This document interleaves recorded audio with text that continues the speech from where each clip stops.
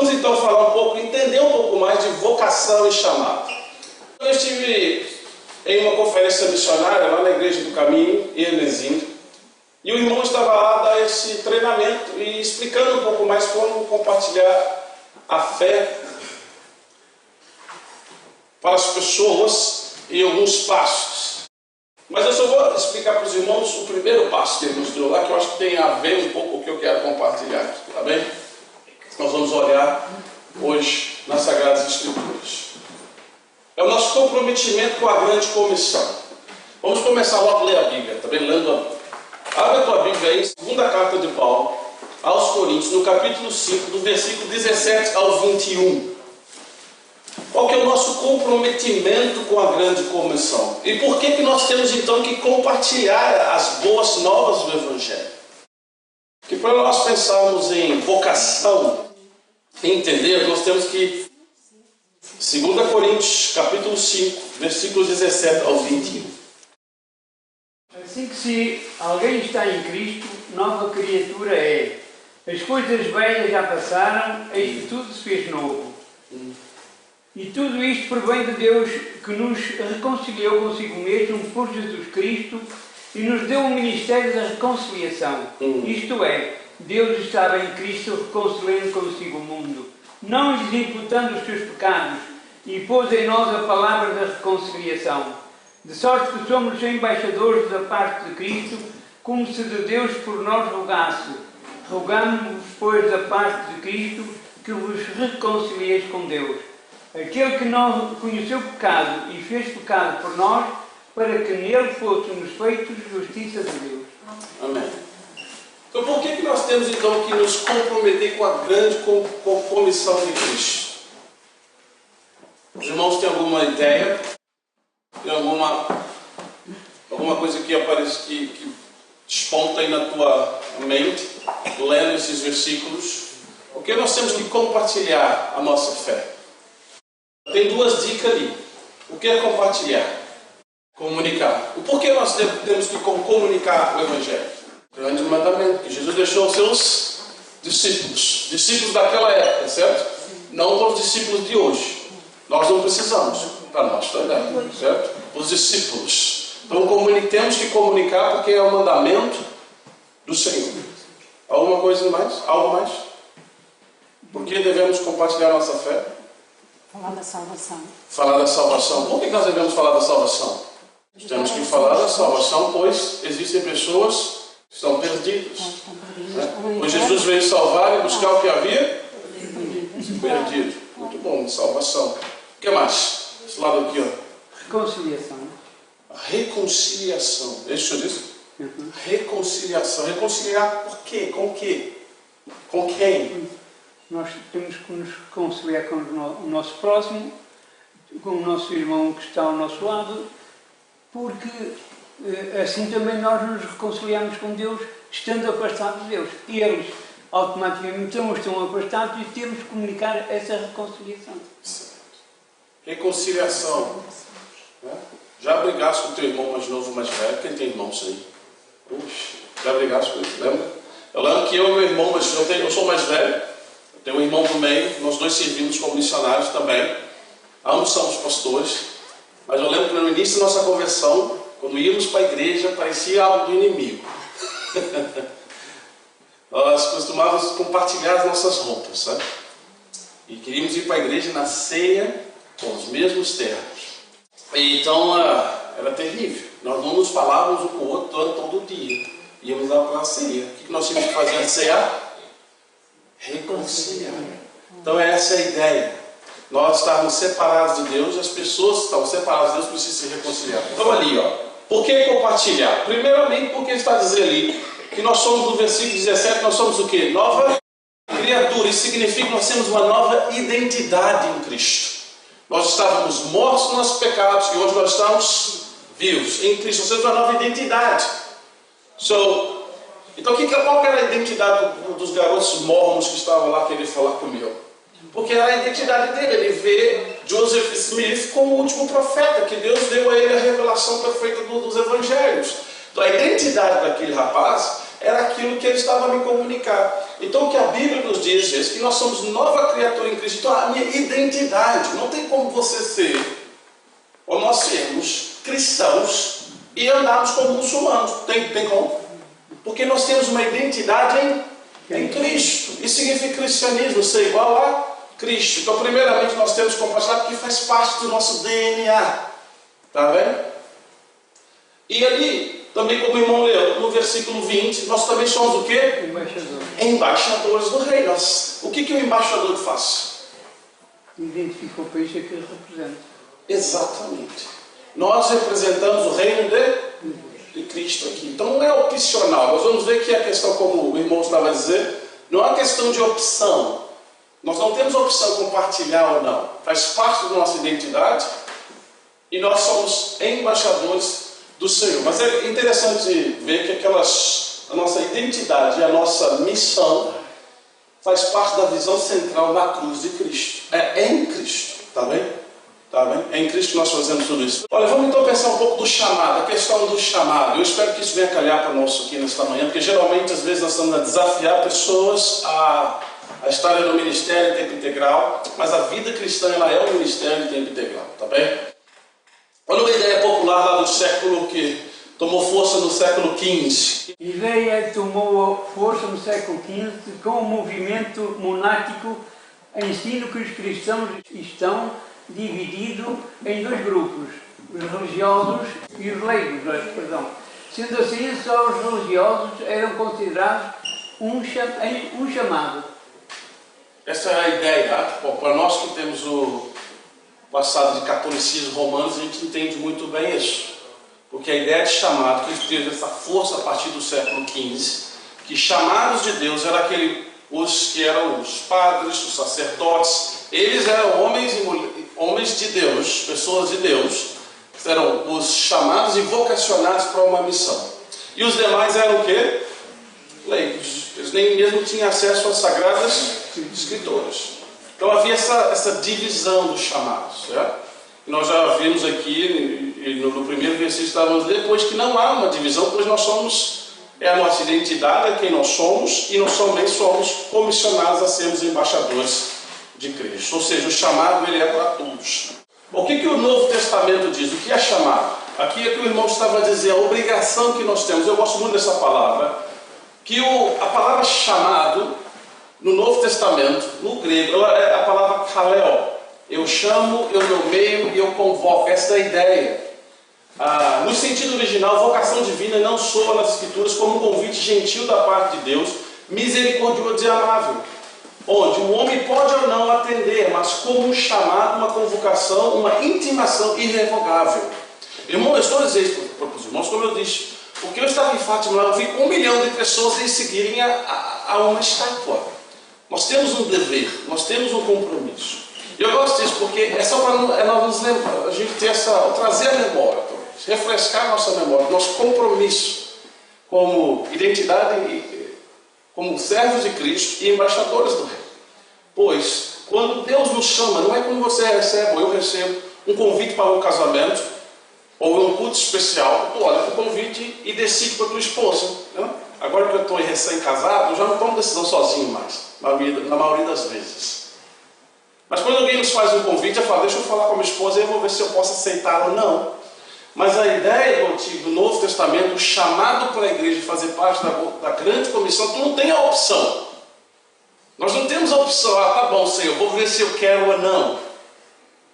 É uma convocação divina, não há opção para falar, não, eu não quero. Tá bem? Então, se nós estamos em Cristo, nós somos chamados em Cristo. Se eu e você não estamos a fazer isso, tem algo errado na nossa vocação, pois somos chamados a sermos embaixadores de Deus, a voz de Deus, representarmos o reino de Deus aqui na terra. O próximo. Todo crente é comissionado, tá bem? Vamos ler lá rapidamente então, irmãos. 1 de Pedro, capítulo 2, versículos 9 e 10, Mateus 28, 19 a 20. Lembrando que a nossa ideia é sempre essa, nessa manhã. Nós temos a entender melhor essa questão do chamado e a questão da vocação. Como eu já disse antes, todo crente é comissionado. Nós não somos apenas convidados da parte de Deus, mas nós somos convocados da parte de Deus. Mas vós sois a geração eleita, o sacerdócio real, a nação santa, o povo adquirido para anunciar as virtudes daquele que vos chamou das trevas para a sua maravilhosa luz.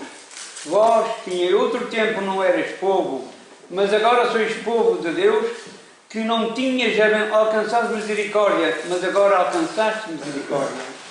Mateus, capítulo 28, versículo 19 e 20. Portanto, ide e fazei discípulos de todos os povos, batizando-os em nome do Pai e do Espírito Santo, ensinando-os a obedecer a todas as coisas que eu vos tenho mandado. E certamente estou convosco todos os dias até a consumação do século. Amém. Qual que é o tema da igreja esse ano? Avivamento, tá bem? Não existe avivamento. Avivamento começa em nós, certo? Com arrependimento, com constrangimento, chegando diante do Senhor e reconhecendo quem nós somos. E o segundo passo é compartilhar a nossa fé. Então, a ideia, irmãos, é nós termos isso na nossa mente. Se nós queremos ver pessoas sendo salvas, nós temos que ter esse comprometimento com a pregação do Evangelho. Por quê? Nós já falamos algumas coisas para as pessoas serem salvas, pois pessoas que precisam ser salvas, isso quer dizer que elas estão perdidas. Se nós queremos ter uma igreja viva, nós precisamos de fazer parte desse sistema de pregar o Evangelho, pois somos comissionados para isso, está bem? Essa é a ideia. Eu acho que depois nós teríamos que fazer essas classes até com as crianças, com os mais jovens, porque isso é um compromisso de todos que estão salvos, está bem? Então é o nosso comprometimento. Eu amo 1 de Pedro 2, 9 e 10, pelo fato de que para Pedro foi uma grande lição. Pois Pedro teve muita dificuldade para entender que agora o Senhor estava a chamar não só mais os judeus, mas os gentios também para fazer parte da nação eleita, do povo escolhido de Deus. Quando Pedro escreve isso, Pedro finalmente compreendeu que agora a nação eleita não era mais só os judeus. Quando Pedro está chamado de embaixadores, porque esse era o papel dos judeus. Na verdade, Pedro demorou tempo para ele, né? Lembra do lençol, das coisas impuras, que eu não vou comer, e o Senhor fala para ele, olha, não chama o que é impuro, que eu purifiquei. Na casa de Cornélio, quando ele tem a visão, depois ele vai à casa do centurião, e eles também recebem o Espírito Santo. É um processo. Pedro está aqui escrever para a igreja, que agora nós, eu e tu, eu e vós, eu e vocês, nós somos o quê? Nação, um povo eleito por Deus, está bem? Para quê? Para declarar, para proclamar as virtudes daquele Cristo que nos chamou das trevas, do tempo de perdição, para a sua maravilhosa luz. Amém? Mas nós não podemos guardar isso para nós. A luz é muito boa, ela precisa ser compartilhada, tá bem?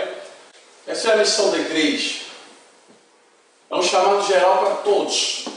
Mas algumas das vezes o Senhor também nos convoca para algumas missões específicas em nossa vida. Mas também não quer dizer que é só o missionário ou a missionária que tem uma missão específica, pois, segundo Pedro, capítulo 2, versículo 9 e 10, que acabamos de ler, todos somos missionários no sentido que fazemos parte da missão divina, da missio Dei, tá bem? Mas vamos ver aqui, no Antigo Testamento, como é que Deus chamava o povo? Como é que Deus escolheu seus profetas? Vamos ver como o Antigo Testamento nos fala sobre isso. No Antigo Testamento, o chamado é feito por Deus pessoalmente e diretamente. Está aqui alguns exemplos. Samuel, 1 Samuel capítulo 3, versículo 1, 19. O jovem Samuel serviu ao Senhor perante Eli. Naqueles dias a palavra do Senhor era muito rara. As visões não eram frequentes.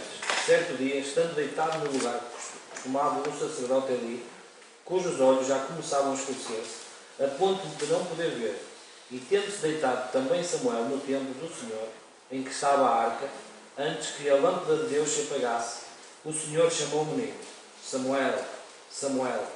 E este respondeu: Eis-me aqui. Correu a Eli e disse: Eis-me aqui, pois tu me chamaste. Mas ele disse: Não te chamei, torna a deitar. E ele foi e se deitou. Tornou o Senhor a chamar: Samuel. E este se levantou, foi a Eli e disse: Eis-me aqui, pois tu me chamaste. Mas ele disse: Não te chamei, meu filho, torna a deitar. Porém Samuel ainda não conhecia o Senhor, e ainda não lhe tinha sido manifestada a palavra do Senhor. O Senhor, pois, tornou a chamar a Samuel terceira vez. E ele se levantou e foi a Eli e disse: Eis-me aqui, pois tu me chamaste. Então entendeu Eli que era o Senhor quem chamava o jovem. Por isso Eli disse a Samuel: Vai deitar-te, se alguém te chamar, dirás: Fala, Senhor, porque o teu servo ouve. E foi Samuel para o seu lugar e daí se deitou. Então veio o Senhor, e ali esteve, e chamou, como das outras vezes: Samuel, Samuel. E este respondeu: Fala, porque o teu servo ouve. Disse o Senhor a Samuel: Eis que vou fazer uma coisa em Israel, a qual todo o que ouvir lhe tirirão ambos os ouvidos. Naquele dia suscitarei contra ele tudo quanto tenho falado com respeito à sua casa. Começarei e o cumprirei, porque já lhe disse que julgarei a sua casa para sempre, pela equidade que ele bem conhecia. Eu acho que deu para a gente perceber o chamado específico de Deus para Samuel. Apresentava Moisés o rebanho de Jetro, seu sogro, sacerdote de Midian, e levando o rebanho para o lado ocidental do deserto, chegou ao monte de Deus, a Horebe. Apareceu-lhe o anjo do Senhor numa chama de fogo, no meio de uma sarça. Moisés olhou, e eis que a sarça ardia no fogo, e a sarça não se consumia. Então disse consigo mesmo: Irei para lá e verei essa grande maravilha, porque a sarça não se queima. Vendo o Senhor que ele se voltava para ver, Deus, do meio da sarça, o chamou e disse: Moisés, Moisés. E ele respondeu: Eis-me aqui. Deus continuou: Não te chegues para cá, tira as sandálias dos pés, porque o lugar que estás, a terra é santa. Eu te agradeço. Acho que a ideia já deu para deixar claro. Eu não vou ler Abraão, pois para prolongar tempos aqui, mas nós sabemos muito bem, ou lembramos muito bem de como Deus também foi diretamente a Abraão, pedindo a ele para deixar sua casa, sua parentela e ir para a terra que ele ia mostrar. Então são chamados específicos. Deus vai a um homem, a uma pessoa, para uma missão específica. Nós estamos falando de o chamado geral da igreja.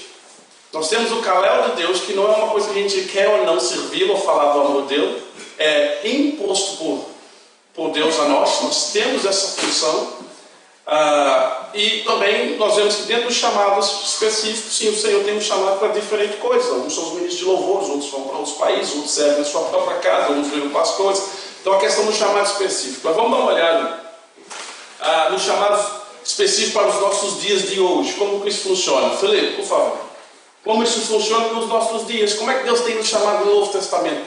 Qual é a diferença do Antigo para o Novo? O chamado de Deus nos dias de hoje não acontece, na maioria das vezes, de maneira sobrenatural, através de visões, de uma voz ou de uma sarça ardente.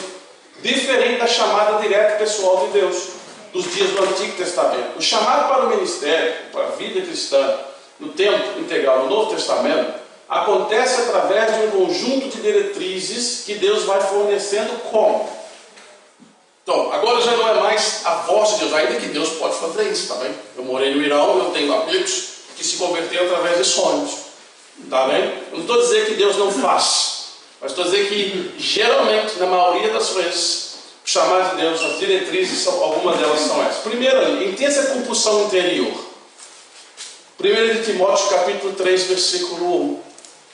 Se o irmão e a irmã puderem achar, eu agradeço. A aptidão sobrenatural para o trabalho. Por exemplo, os dons espirituais de 1 Coríntios, capítulo 12, versículo 1 e 4. Toda vez que eu falo em público, ou quase sempre, eu lembro que eu era uma pessoa muito tímida. Deixa eu aqui contar uma história para os irmãos do meu. Eu, com meus 16, 17 anos, me apaixonei por uma jovem no Brasil. Eu fui pedir o pai dela para namorar. E ele falou comigo: tu tens que ir à missa todo domingo. Se tu for à missa todo domingo, tem minha permissão. Eu lembro que eu ia à missa, mas eu tinha que ler durante a cerimônia. E eu suava, irmãos, e eu não conseguia ler em frente a toda a igreja. Eu era uma pessoa muito tímida. Eu ainda sou, na verdade, é que não parece, mas sou. Mas a aptidão até para falar em público são coisas que Deus começa a revelar para ti alguns dos dons. Porque a lista que Paulo vai dar depois aos Coríntios, os dons espirituais também podem mostrar certas aptidões que o Senhor está nos dando, diretrizes para reconhecer o nosso chamado, a nossa vocação específica. Alguém achou lá em texto essa compulsão interior? 1 Timóteo, capítulo 3, versículo 1. Fiel é a palavra se alguém assim. Fiel é a palavra se alguém aspira ao episcopado, excelente obra almeja. Se alguém aspira, está bem. Tem uma versão que diz também, se alguém deseja. Yeah? Se alguém quer muito, na nova tradução da linguagem de hoje, diz, Se alguém quer muito ser visto na igreja, está desejando um trabalho excelente. Está vendo? É na pessoa, o desejo da pessoa. Ela começa a sentir o impulso, o sentimento no seu coração de querer fazer algo. A nova versão internacional, né? Se alguém deseja ser visto, deseja uma nobre função, uma atualizada. Se alguém aspira, mas estava ali, ao episcopado, excelente obra deseja. Aspirar, desejar, olha a palavra no grego significa orego, esticar-se, estender a mão, desejar intensamente, almejar, epithumia, expressa o esforço íntimo do homem para galgar um objetivo.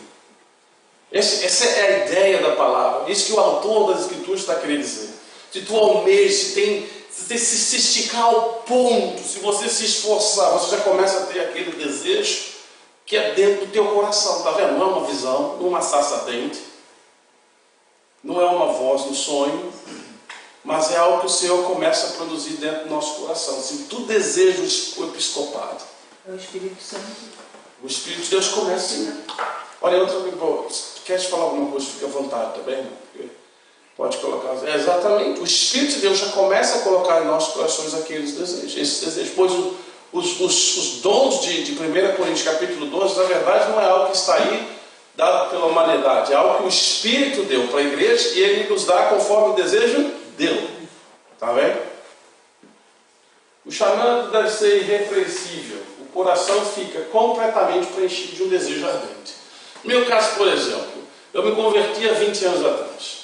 Eu trabalhei no trabalho secular durante 7 anos, mas os 7 anos eu pedi ao Senhor, me tira do meu trabalho. Eu quero trabalhar na obra do Senhor integralmente. Eu tinha esse desejo intenso no meu coração. Eu lembro de atender os clientes, eu não tinha ânimo nenhum, né? Eu tinha que vender, eu tinha que mostrar os produtos e com muita frequência, 10 minutos do meu tempo eu falava dos produtos, os outros 50 eu falava da Bíblia. Então era coisa que eu não conseguia resistir. Teve um fato, uma vez eu estava atendendo um cliente, de repente escutei uns gritos. Na loja era uma senhora, uma jovem que estava endemoniada. Então eu pedi licença ao cliente, fui lá expulsar o demônio, depois voltei para fazer as compras. Aliás, para continuar a trabalhar oferecer. Então, são coisas que acontecem no nosso coração. Tu tem esse desejo? De vez em quando acontece. Né? Tu tens também? Está sumido, temos que orar.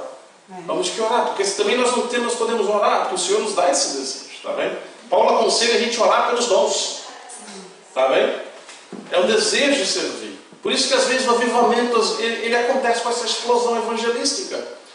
Tem um livro muito bom que chama O Livro dos Mártires, que geralmente a maioria das histórias que se contam lá são de avivalistas ingleses. Homens que morreram na fogueira, mas o último avivamento que os ingleses experimentaram, segundo aquele livro, foi no ano de 1952, que Deus chamou um sapateiro, uma pessoa com certos sapatos, para ir falar ao parlamento inglês.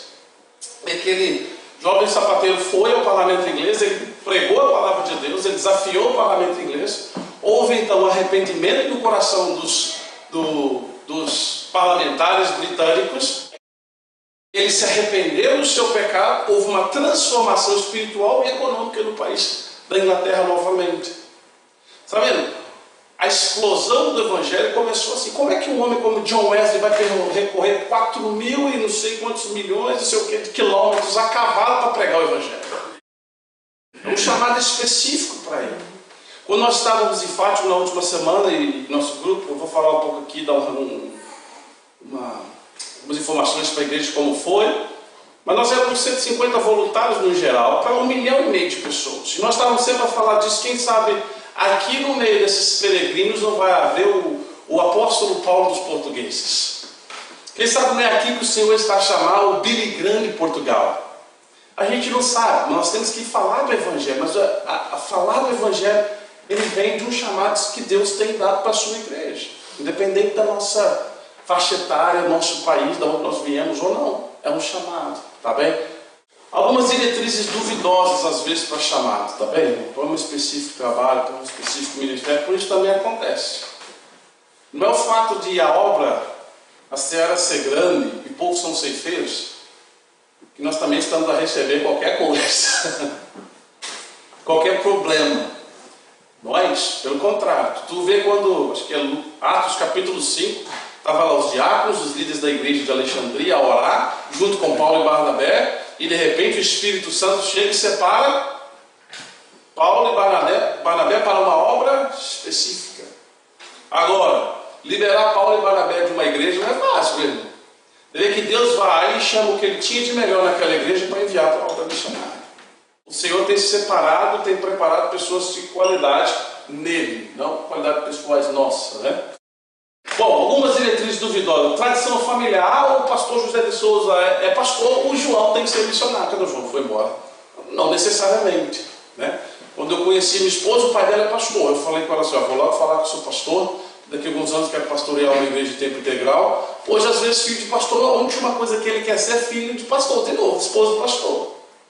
Porque não necessariamente ela precisa ser esposa de um pastor.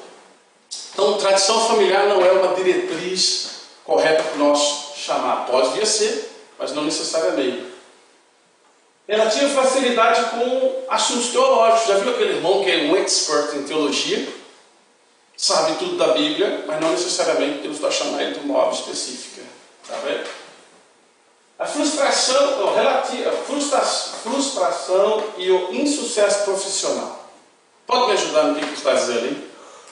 Tem alguém, faz uma ideia do que isso quer dizer? Não é o facto da vida estar a correr mal, tanto financeiramente como profissionalmente, que a pessoa se vai dedicar só àquilo. Não quer dizer que seja um chamamento. Bem, acho que é mais ao contrário. Quando a pessoa é bem sucedida, aí pode ser. Exatamente. Eu conheço um multimilionário no Brasil, o pai dele tem uma universidade e ele hoje é um pastor presbiteriano. O pai viaja de jato, de particular de um lado para o outro, e ele vive uma vida modesta. Então não é questão também, tudo está dando errado na minha vida, não contemplei, está terrível, eu não tenho nada para fazer na vida, então eu vou ser um pastor, vou trabalhar na igreja, vou ajudar na igreja. Bom, a ajuda na igreja sempre é bem-vinda, mas não é uma diretriz para nós fazermos as coisas na obra do Senhor. Pelo contrário, eu acho que é isso mesmo, quando tudo está dando certo, o Senhor nos chama, a gente tem que abandonar aquilo para fazer algo melhor ainda. Eu brinco com as pessoas, mas é algo sério, que se Deus está te chamando para ficar, não vá. Que não vai dar certo. Se Deus está chamando para ir, não fique. Também não vai dar certo. Pois não importa para onde está indo. O importante é para onde o Senhor está indo contigo. Lembra quando Abraão e Ló teve que decidir, ele estava tendo problema com seus pastores? Então Abraão olha para Ló e diz, escolhe aí uma direção. Se tu for para lá, eu vou para cá. Se tu for para o norte, eu vou para o sul. Se for para o sul, eu vou para o norte. Ele olha para os campos verdes. Eu vou para lá. E Abraão foi para onde? Contrário. Jonas, quando foi chamado, também fugiu. Exatamente. A felicidade de Jonas estava onde? Não veio estar Em Nínive. Não estava em Tarsis aqui, pertinho de nós, na Espanha, Sevilha. Então o que eu quero dizer, irmão, que se Deus está chamando para o Afeganistão, tu vai ser feliz lá. Se Deus está te chamando para esse paraíso chamado Matosinhos, ser feliz aqui em Matosinhos. Às vezes a minha consciência me cobra, porque eu morei lá no Afeganistão, morei no Irã e tal. Eu falei assim, olha, é tão difícil, mas aqui é tão bom, moro 10 minutos da praia. Então o importante não é onde nós estamos, o importante é onde Deus quer que nós venhamos estar com Ele, tá bem? Preciso falar aqui um tempo na igreja. Lembra, Moisés, se o Senhor não for conosco, vamos mandar sair daqui, porque é derrota, irmão. Seja na tua vida profissional, no teu casamento, ou o que você quiser for fazer na tua vida, o Senhor tem que estar lá, tá bem? Então, atração pelo status, né? Ser missionário como é que fala? Tem status, ser pastor é bom. Será? A vida tudo tem seus desafios, né? Eu não tenho salário nos últimos 15 anos, eu tenho salário, mas eu não tenho uma folha de pagamento nos últimos 15 anos. Tem seus desafios. Mas também, não me lembro a última vez que eu quis ir a um restaurante que eu não tinha dinheiro para ir. E quando eu fui casar, ainda pensei, Senhor, e agora? Eu passo fome, mas como é que eu vou fazer? O Senhor tem sido cada vez mais fiel. É interessante, mas não é porque a gente é melhor. Porque a vocação, ela é para todos. O Senhor tem cuidado dos seus. Tá bem? Vamos lá. Tem cuidado. Sedução por alguma vantagem material é acomodação financeira. Ó, gente, eu acabei de dizer que isso aqui também é combinado. Não vai ganhar dinheiro. Bom, se tu servir a Deus, eu também disse para a Cristina, olha, não vou ser rico e vou ser pastor. Queres seguir essa jornada? Porque eu não tenho expectativa nenhuma. Porque na verdade o que a gente faz não ganha dinheiro com isso, tá bem? Agora tem as diretrizes positivas, que nos ajudam a identificar o que o Senhor está nos chamando. Diretrizes autênticas, tá bem? Além daquelas duas, do desejo interior, de Timóteo, tá bem? A sensibilidade às necessidades do pecador. Você viu aquele irmão que vem à igreja, mas detesta pecador? Não tem chamado nisso, irmão. Aí tem aquele que eu quero fazer missões lá do outro lado, mas não consegue fazer missões aqui, não consegue alcançar o seu próprio bairro, as pessoas estão descendo ao inferno, tua mãe, teu pai, tu não olha para eles, então que chamado é esse? Quando você tem sensibilidade pelos pecadores, para aqueles que estão a morrer, para aqueles que estão a padecer, pode ser uma diretriz positiva, tá bem? Inquietante consciência da falta de obreiros. A seara realmente, irmãos, eu lembro que quando eu cheguei ao treinamento da UEM em 2004, no Brasil, e eu olhava para o mapa mundo e eu achava aquilo fantástico, como que Deus pode ter criado um mundo tão grande, né, com só o poder da voz dele. Mas passaram esses anos e viajando de um lado para o outro. E às vezes também perco nas contas de em quais os países que eu estive. A gente está fazendo um teste ainda para achar os países, já passaram de 30 e tal, já vai passando dos 40 até o fim desse ano. Mas eu descobri uma coisa: os problemas do mundo é muito maior do que eu imaginei. As pessoas estão a padecer de uma forma impressionante. Então, quando a Bíblia nos diz que Cristo carregou os nossos pecados sobre ele, nós não temos ideia do que é aquilo. Nós não fazemos noção do que ele está dizendo. Então, tem a necessidade de obreiros. Tu vai a Fátima lá. Eu acho que todo muçulmano ele tem que ir a Meca uma vez na vida dele. Sabe? Isso é parte da peregrinação do islamismo. Se você é muçulmano, tem que ir pelo menos uma vez na vida a Meca. Eu acho que o português tem que ir a Fátima uma vez na vida, durante a peregrinação, para ver o que é aquilo. A necessidade de obreiros que nós temos nesse país. Isso é segundo a Aliança Evangélica, são 0,4% da população portuguesa hoje está salva. Então há uma necessidade grande de obreiros, tá bem? Aqui, começa aqui, vai terminar onde Deus quiser. Deus providencia oportunidades. Só na UEM nós temos aí base em 110 países. Quer servir a Deus, tem 110 países aí que pode escolher, vem falar comigo. Se é de uma semana até 6 meses, nós temos 250 e tal oportunidades. Se quiser servir a Deus lá na Ilha Salomão, durante uma semana, 3 meses, tem oportunidades. A gente até brinca com as pessoas, pega o mapa do mundo, coloca na parede, pega um dado e manda, e aonde ele cair, a gente dá um jeito de te mandar para lá. E se cair no meio do mar, não tem problema, porque nós também temos um ministério dos navios, chama Logos Hope, que ele compra tudo no navio e te manda lá para o meio do mar também. Então, oportunidade para servir, tem. Tá bem? Então, já estou a terminar, irmãos. Lucas capítulo 2. Rogue ao Senhor da seara que mande mais trabalhadores. Começa com o Senhor. Mas eu também tive a oportunidade de pregar aqui, eu lembro, os jovens, no meio dos jovens, e a gente estava a falar daqueles 3 homens que queriam seguir o Senhor. E não necessariamente o Senhor já foi logo os aceitando. O Senhor queria ter certeza que eles sabiam daquilo que eles estavam a dizer. Nós temos que orar para os obreiros, temos que orar para os ceifeiros. Tem tanta coisa, irmãos, dá para a gente fazer, tanta coisa nós podemos fazer com relação a evangelismo, a oração, a contribuição. Tem muita coisa que nós podemos fazer nesse chamado. De repente o teu chamado é sustentar os obreiros. Talvez o teu chamado é estar em oração. Talvez o teu chamado é estar indo.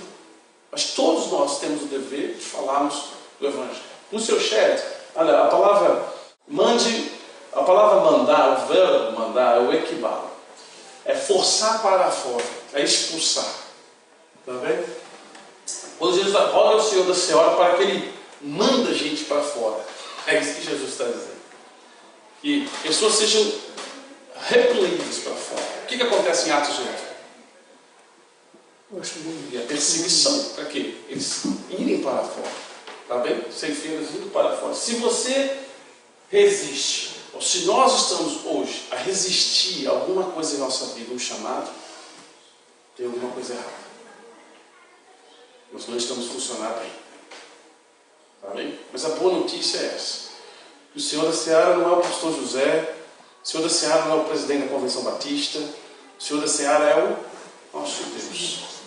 E Jesus, nós estamos ligados a Cristo. Lembra do início? Nós somos identidade, nossa identidade está em Cristo. Nós estamos ligados nele. Mas Deus também diz que Ele limpa a gente, Ele cuida de nós, Ele nos prepara, tá bem? Eu espero que possa ter te ajudado a compreender um pouco mais de vocação, de chamado. Eu tenho certeza que a maioria de vocês poderiam me ensinar a mesma coisa, pela sua experiência na caminhada com o Senhor. Mas que nós, como igreja aqui, possamos estar sempre comprometidos na evangelização, no proclamar das boas novas, pois tem muitos que precisam de ouvir o Senhor.